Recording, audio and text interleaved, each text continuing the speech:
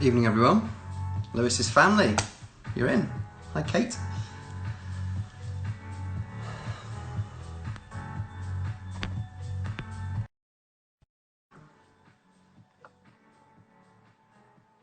Michelle. Evening, Michelle. How you doing? Lewis. Good evening. Hey. How you doing? I'm all right. How are you? Yeah, good, cheers, mate. Good. I've just wolfed down my food, burned my mouth a little bit, but we're okay. What was dinner? It was a chicken curry. I got quite a lot of chicken. My mum only got one bit, unfortunately. Oh, wow. But I'm a grown lad, so I need more chicken. Nice. We're just, Yeah. I'm just waiting for. Oh, hello. Oh, there's your mum saying hello. Hello, mum, Michael, Amy, everyone. We will just give it a minute or so until a few other people join. I've realised Well, we've put it on at a nightmare time for parents putting children to bed. But oh, there's one. There's my wife. yeah, I've not had the issue of putting my kids to bed. It's okay. uh, yeah, I'll just let more people jump on, and then we shall start.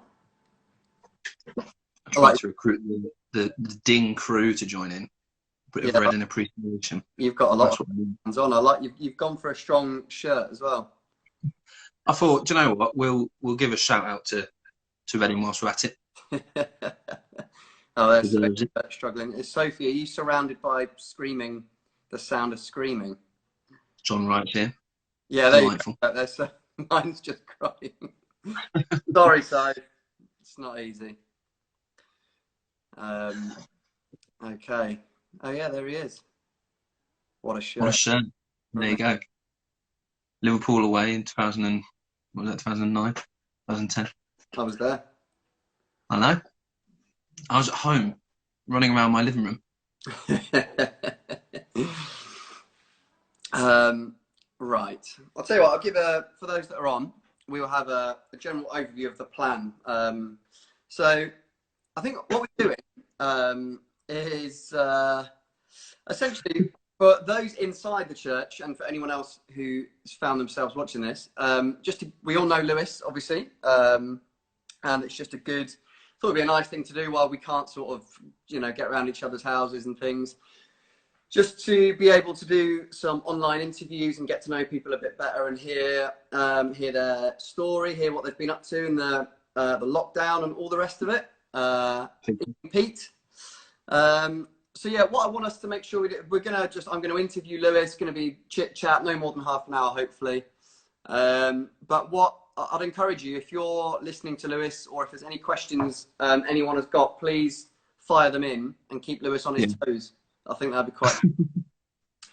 So yeah, please jump in with any questions as we go along. But I think we best start in the only way that I know best to start as a Brit, really, and just talk about the weather.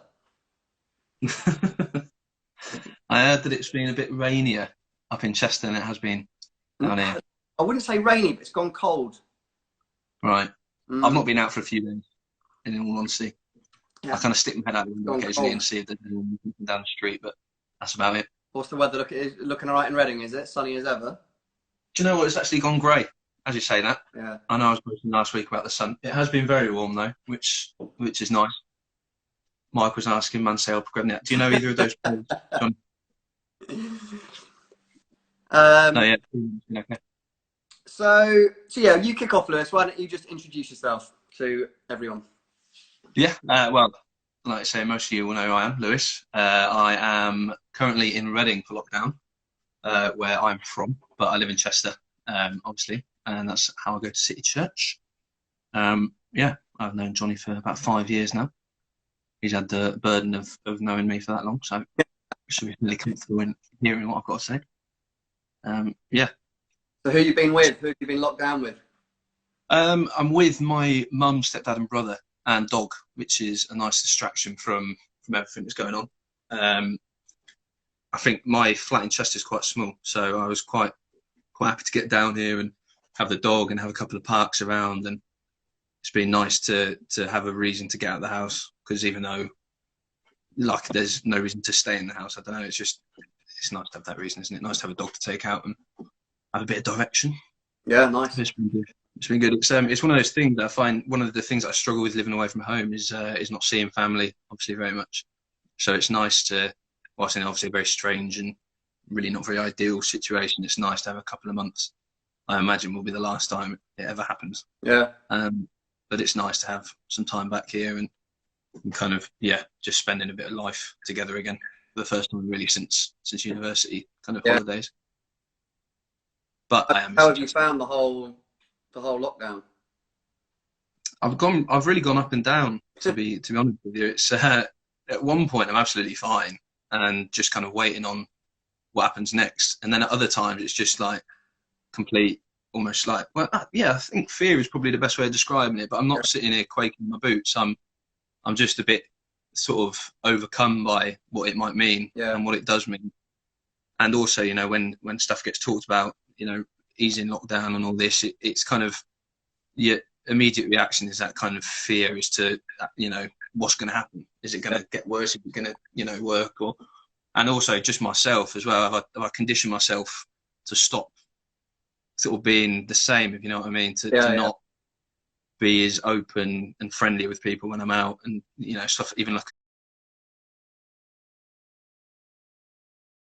the supermarket when they get rid of all the rules. I wonder what that's going to be like. Yeah. But again, that's how I've approached it. I've maybe thought too far into the future at times, as opposed to sitting still and kind of, trusting God sort of throughout the whole thing, really. Yeah, sure. It's been mad, hasn't it? Yeah, it's been strange. So we've obviously got you on for a reason, which is for you to tell us your story, your life story. So why don't you dive straight in and tell us when and how you became a Christian? Right. So I've been in a Christian family really since I was born. But I think my mum and dad would acknowledge that it wasn't really prioritised, maybe is the right word. It wasn't at the forefront of our family until maybe I was 7 or 8, 6 or 7 maybe.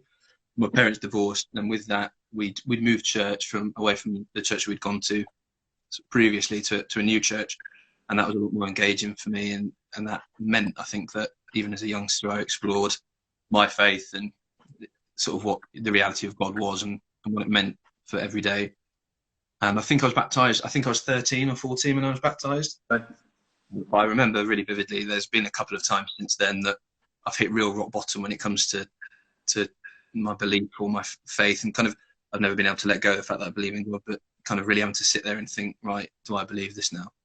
But I think it's really through university, since, I know it's a real cliche, but since I was able to really define my faith on my own and really find out what it meant, that's when I've been able to kind of embrace it and run with it a bit more than I was maybe before. Although I definitely didn't take it for granted, you know, for the few years leading up or after my baptism. But I think naturally with age, it kind of became a bit more sturdy or explored. And then I think throughout school, it was very important and helped me deal with a lot of kind of self-esteem issues and sort of bullying and stuff like that. It was a bit of a bedrock, or very much the bedrock. Yeah. Which was then built upon at uni. Yeah, that's great, isn't it? So do you think, I'm always fascinated, because obviously I sort of had a very different journey into finding God, and that not raised in a Christian home. So do you think, just sort of built in, I guess credit to your mum and dad really, but just from a really young age, do you just always remember trusting in Jesus and talking to God, and or was there ever really a clear point where you sort of had to make that decision for yourself, or did you always just sort of grow up, it was just built into you that you trust in Jesus, you pray, you talk to him, and he helps you, he loves you? Is that always just in there? I was made aware of the reality of it, and I think it was never shushed, but it wasn't something that I did, I don't think, when I was on my own. I remember we used to go to a youth group in Reading, and it was you know, a kind of good size. A lot of people came along to it and stuff, and I would always be really keen to have friends along. I remember a couple of friends that I've lost contact with now that used to come along, and they weren't Christian or anything, and I really knew the importance of of my friends becoming Christians as well. And I've always loved sort of worship, kind of worship that I can really shout my head off at. I might not dance around and all that, but I like to get a bit kind of shouty. Or sing just very loud and probably not very well. But I don't think at that point I was actively praying all the time. And it's maybe where I kind of look at my baptism and I think I definitely wanted to do that. I was incredibly eager and I knew the significance of it, and I knew that it wasn't just for show. Yeah. But at the same time, it was after my baptism. I remember coming home from school one time, and I can't remember if I'd had a bad day or what, if it was just my faith was struggling that day. But I remember sitting in the car and my mum had got out, and I just sat there for like a split second. I thought, right, I've got to make a decision here. I'm either going to kind of believe it or I'm not, or I'm going to like embrace it or I'm not. And I think it was really that moment. I was probably 14, 15. It was that moment that was really like, right, kick on now. Right. Despite the fact that, like I said, I'd always been going along to church and to youth groups and really believing it and loving it, but it was maybe not in my being, in my head, in my heart, sort of consistently until that point, until the time where I was really faced with it's either yes or no, like in between. And I think that's something up until that point of 14, 15 or whatever you think you were, where you sort of remember you really sort of made a bit of a decision, a bit of a choice. What would you say your sort of life mission was before all of that? So like what I mean by mission is like, where were you looking for meaning? Where were you looking to find fulfillment? What were you like, day to day, what were you doing in pursuit of those things? There's a couple of things I thought of really, and I'd be lying if I said they didn't carry on after that point. I think there's still stuff that I have to kind of battle with now and kind of sort of take back and say to God, look, this isn't important, But I think the main two things, one of them primarily was I always wanted people, and I still do really, but I always wanted people to think I was funny, that I had a real good sense of humour. You are. But I think what that meant, thank you. What that meant is that I would often, and I remember there was a couple of times at primary school that I got in real trouble for stuff I said or did, because it was essentially I wanted people to laugh without necessarily considering sort of the implications or what I was saying. And again, that's something that, like I said, I've had to kind of fight against and still do at times, but I've always kind of really wanted to just be the class clown and to have a bit of, the one that people look to for a laugh. And I don't really know why that is. Like, I mean, I'm not like the most intelligent person, like Nick. I'm not the most intelligent person, but I'm not stupid. So it wasn't like I had no other option. But I think I just decided that I really wanted to be the one to make people laugh. And obviously that's not a bad thing, but it was maybe kind of the way I went about it, in the way that, that was my priority. And the other one, a bit more kind of like difficult to accept or kind of reveal, is just that I wanted women to find me really attractive. I just wanted people to think I was, really nice looking. And I think that came, I wasn't really bullied until secondary school, but it was, and again, it wasn't, I never look at it and think it was malicious. It was just, I was a bit of an easy target. I was a bit kind of odd. And, therefore, people could pick on you. There was a couple of occasions. I remember once just getting pushed over outside science and stood on, and that was a bit weird, and the teacher didn't really care. But there was, a couple of things like that. And I think that meant my response to that was, I really want to be, attractive to someone. I want to be attractive to girls. And again, I think that's fairly natural in a sense, but it was, all consuming at times. It was incredibly difficult to avoid. But I think really that was the two things that were prominent, and things that I've fought against since then, but were definitely kind of, like I said, the mission, kind of what I really wanted to achieve every day back then. Yeah, it's fascinating. So I think it's a good question, because I think it's fascinating the sort of different things that people find themselves doing with their lives, and like the areas things look in, the things that I was just obsessed with, which then having found God and the reality of that, I look back now and just think, why did I spend years and years and years and years worrying about, even just thinking about those things? But I think there is just built into everyone a sort of, there's a God-given drive, isn't there, for our life to sort of do something, to find purpose, find meaning somewhere. And I find it fascinating what sort of avenues that takes people down. So I yeah, think if go on. just quickly, I know that obviously you kind of came to faith quite a lot later than me, and I think I don't know if it's just one of those things that you can kind of think, oh, the grass is greener in that situation. But I think because I kind of grew up in a Christian environment, I didn't maybe recognize those things. I didn't have the thing of, oh, this is what God wants me to do, as opposed to this is what I want to do. If you know what I mean, that like I said, that could be complete rubbish compared to someone that came to faith a bit later on and maybe could see where they journeyed from. But I think that's again something that I kind of had to accept and not use as an excuse to still feel those things and still Yeah. kind of really embrace them too much. Yeah. All right. So you're whatever you are now. What are you now? 23? 23, 24 in July. Hopefully we'll have a bit of a party. I don't know if we'll be out by then. Could be a virtual party, but I'll be there. We could do it on.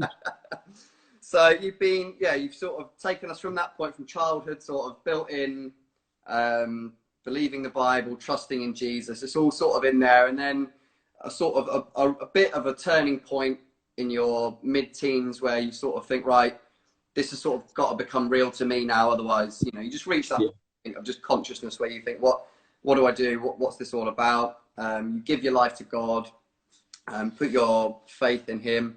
So from that time to 23-year-old, soon to be 24-year-old Lewis, another good question I think is interesting to hear from different people is, what has threatened your allegiance to Jesus during that time? This requires honesty, doesn't it? I think, and again, it's very different for everyone, but I just think it's interesting because it's real. You have to give a real answer. So what are the things, or who have been the things that have threatened your allegiance to Jesus in that time? I think when I was considering this earlier, it was quite difficult to think and be honest with myself, I think. But it's probably just been myself. And I know that sounds really abstract, and that could be any kind of host of different things. But obviously, one of the not requirements, but one of the things that I really want to do as my faith is to be able to sit and pray and just wait for God, and whether He chooses to talk to me, via a verse or via a picture, or whatever. It's that kind of desire and need to be able to wait for Him. And I think the biggest thing that I've had is essentially myself, and kind of, I don't know if it's the self-esteem issue that I had growing up, and the impacts of the bullying, I'm not sure, but the sense that I've really struggled to sit down and really kind of embrace God and really kind of wait on Him and let Him sort of talk to me, let Him guide me, whether again that be very practical or within the Bible or what. And I think that has had an impact in the sense that I've had long spells of just really being detracting myself from God, or really withdrawing myself from the potential of spending time with Him. I'm really grateful this year it's changed. I've been reading a lot more, and I can feel a change in my spirit, but it is that lack of desire to put myself in a position that I'm vulnerable and that I'm sort of ready to be challenged by God, but also I'm not allowing myself to be encouraged, not allowing myself to kind of wait in Him and really reap the benefits of that, like we're called to do. Yeah. So what do you, if you had to try and label it, and trying to figure out what those things are, is that just lethargy, or is it just addiction to comfort, or what? I don't know. I'm related to a lot. It's probably a host of different things, and it's words that aren't too comfortable to recognise. I think pride takes a large part of that, because it's that assumption that I can afford to have times away from God, and afford to just try and do things on my own, which don't work. And I think it's also that the enemy has known where my weak points were, has known where I was vulnerable. And I remember I studied philosophy and ethics at A-level, which was my favourite subject. I loved it, and it meant that I could formulate sort of a better understanding of my own faith. But it did also bring me massive challenge, and in that time especially, I just didn't go to God about it. I didn't allow myself to be sort of quiet with Him and reflect on what I was learning. And I think that was quite a bad thing, quite a poor thing to do, because it meant that I wasn't listening to Him. I wasn't able to kind of gather what He was saying, if you know what I mean. I don't know if that makes any sense. Yeah, it does. Yeah. Yeah. Just worry, ill discipline, and not recognising my position and saying, God, look, way better. So much more, and bringing myself to Him. Very good. All right, let's get practical. Let's have some practical stuff. So how many weeks in now? 7 weeks since you know, Boris locked the country down. Yep. You know, incredible time to be alive. Very bizarre, totally unprecedented for us, for our parents' generation, for, you know, just mad time to be alive. Yeah. So during that time, during those last 7 weeks or whatever, how has knowing God helped you in this time, or hasn't it helped you? Have you found it awful, or how has God spoken to you? What's your sort of journey through all this been like? One of the big things is that I've been able to use it intentionally, and I'm still not great at it. I still don't maybe get up sort of dead early and kind of grab the day, but it's been able to sit and read, and I've been massively blessed with the Psalms. Actually, I've been reading a lot of the Psalms, and there's just so much comfort. And I think one of the things that I reflected on, I was talking to someone about this the other day, is that I think often one of the things that people can level against Christianity is that people use it as a comfort blanket, or people use it as, you know, the last resort. And I think there is a massive part of our faith of God and of Jesus that is so comforting. Like, that is his nature, but at the same time it's so much more than that. And it's been learning that, just his steadfastness, the fact that he's just constantly just there, constantly sort of keeping on. You know, I've had bad days, I've had good days during lockdown, but I think just being able to come back and sort of reading the Psalms has been fantastic. And I was reading one the other day, Psalm 57, where it just talks about, like, the shadow of God's wings, taking refuge until the storms of destruction pass by, and crying out to the God Most High. And I think it's just the knowledge and just the time that I've had in lockdown has really increased my understanding of that and faith in that, of just being able to look up to God and just saying, like, you're unbelievable, like, you're the best, essentially. And, you know, whilst these times are still difficult and I still don't really understand if there is any purpose behind them, just being able to lift my hands and my eyes up to God and say, look, I've got 7 weeks here to just be quiet. Yeah. I think that's taught me a religion and really, you know, sustained me. And again, maybe I think it's one of those things that I didn't recognize first few weeks, and maybe it's only the past couple of weeks that I've been able to see the real benefit of it, as opposed to just kind of hoping. I've actually, you know, been seeing how that's been working, which is a massive blessing. And I wrote down, I think I've mentioned it to a couple of people, but I had an image essentially of the whole joy of the Lord being our strength, really wanting to press into him. And obviously being, even though there's 3 other people in the house, you know, I've been on my own a lot. And it's in those moments of being alone where, you know, anxiety or kind of not depression, feeling so down, feeling really challenged, feeling tempted, just had this massive, just recurring, you know, image of God just opening his arms to me and just welcoming me in. And it's one of those things that, again, that might just be me, but it's just, I don't know, the peace within that is just unexplainable. Yeah. And it's something that I know I've got to run towards. I've still got to do that in those difficult moments. I've still got to run towards his arms, but it's such an encouragement, such a sustainer to do that. Yeah, know that that's brilliant. There's just so much about that. Yeah, I think for me, that's knowing you as well. As obviously, I know you quite well, and I think what you've just said then is massive, really, in terms of how powerful, how just sort of miraculous that is. It's very easy, isn't it? If I couldn't walk, and God healed me so I could walk around everyone and go crazy. But for me, I think just in those little senses, you know, someone like you, I think it's fair to say, please correct me if I'm wrong, but you're, as a natural person, you're probably a glass half empty sort of guy, and melancholy. Yeah, quite stern. So for someone like that, who then gets thrown into a, you know, global 7-week madness of shutdown and all the rest of it, to then be able to sit in your own in your house, with sort of doom and gloom and all your melancholic tendencies sort of for you to be able to sit and say, yeah, well, that's what would normally happen. That was me normally. For you to sit there now and say, yeah, actually during this time, I've just had real moments where I've known God, sort of his embrace and his love, and just him imparting his joy into me, just saved me through all of this. That for me is just as miraculous as someone, you know, being healed from a physical problem, because you know as well as anyone, and this is why I find these chats sort of fascinating. You can't just sit there and say cheer up or always look on the bright side of life, and it do anything to you. It doesn't do anything. So I find that it's amazing. It's been a real blessing, really. The past year's been challenging. I mean, I think everyone's, you know, got challenges, and everyone can list things that have happened. But maybe it's the first year that I've recognised that things are happening. Yeah.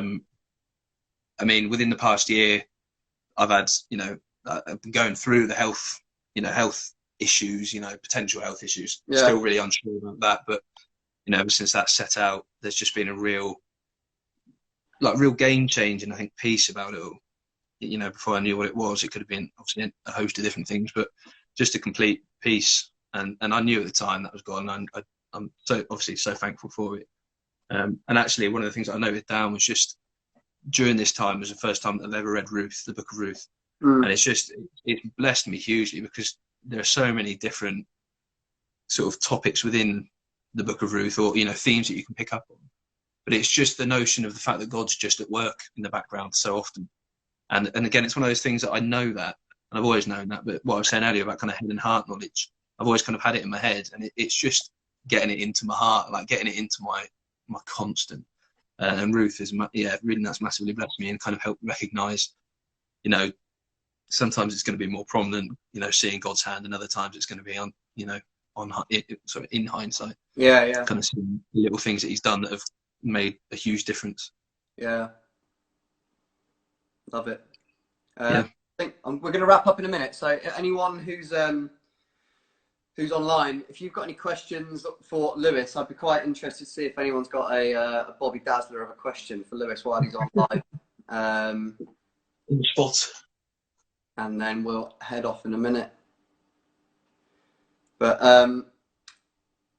yeah, so I think I'm just waiting to see if anyone. Oh no.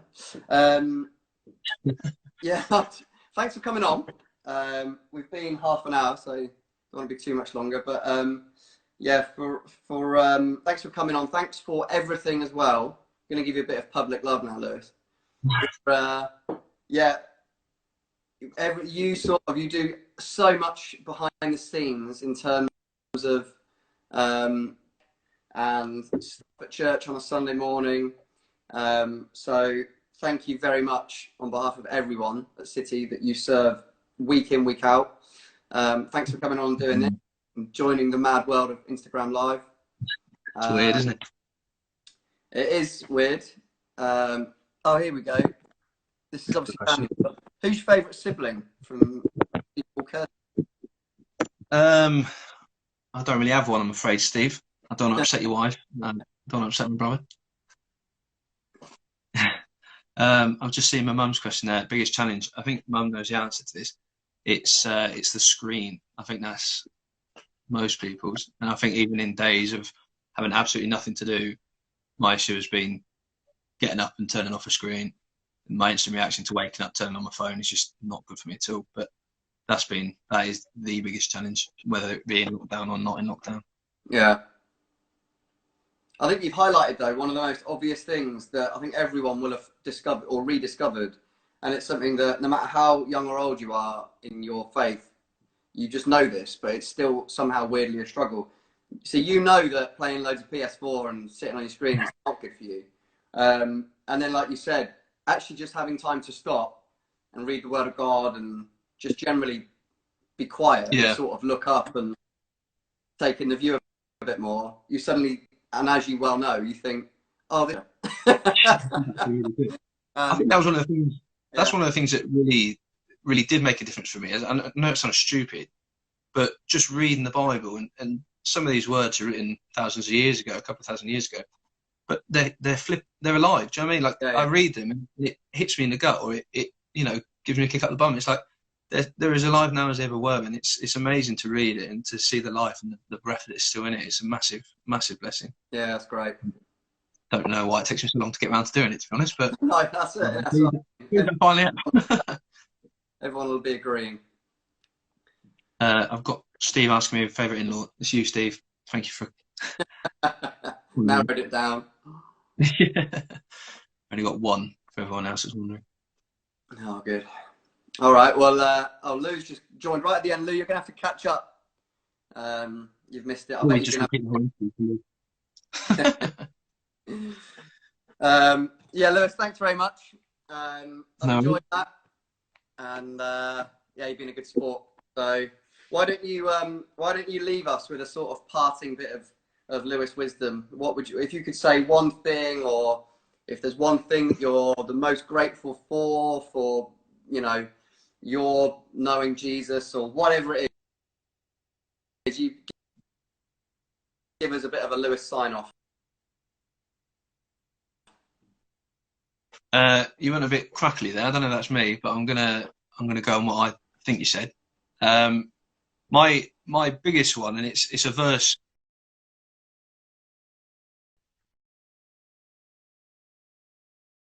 Is Psalm 139, and it's one of those things. God really just just put it straight on my heart, and it was one of the first times that people had done it. Not people. One of the first times that I recognised God had done it.